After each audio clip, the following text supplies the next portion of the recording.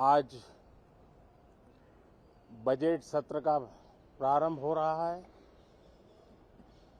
और प्रारंभ में ही अर्थ जगत के जिनकी आवाज को मान्यता होती है, वैसी आवाज चारों तरफ से सकारात्मक संदेश लेकर के आ रही है।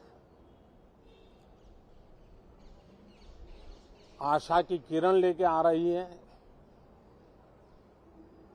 उमंग का आगाज लेकर के आ रही है। आज एक महत्वपूर्ण अवसर है।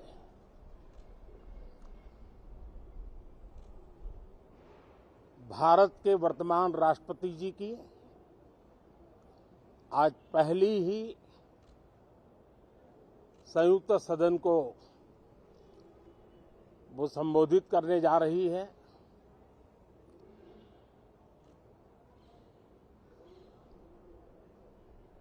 राष्ट्रपति जी का भाषण भारत के संविधान का गौरव है, भारत की संसदीय प्रणाली का गौरव है और विशेष रूप से आज नारी सम्मान का भी अवसर है और दूर सुदूर जंगलों में जीवन बसर करने वाले हमारे देश के महान आदिवासी परंपरा के सम्मान का भी अवसर है। न सिर्फ सांसदों को, लेकिन आज पूरे देश के लिए गौरव का पल है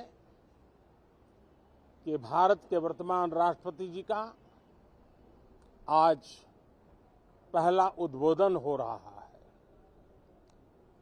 और हमारे संसदीय कार्य में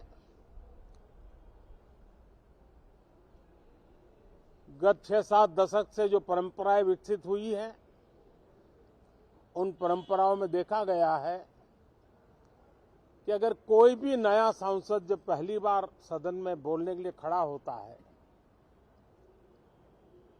तो किसी भी दल का क्यों न हो, जो वो पहली बार बोलता है तो पूरा सदन उनको सम्मानित करता है, उनका आत्मविश्वास बढ़े उस प्रकार से एक सानुकूल वातावरण तैयार करता है। एक उज्जवल और उत्तम परंपरा है। आज राष्ट्रपति जी का उद्बोधन भी पहला उद्बोधन है।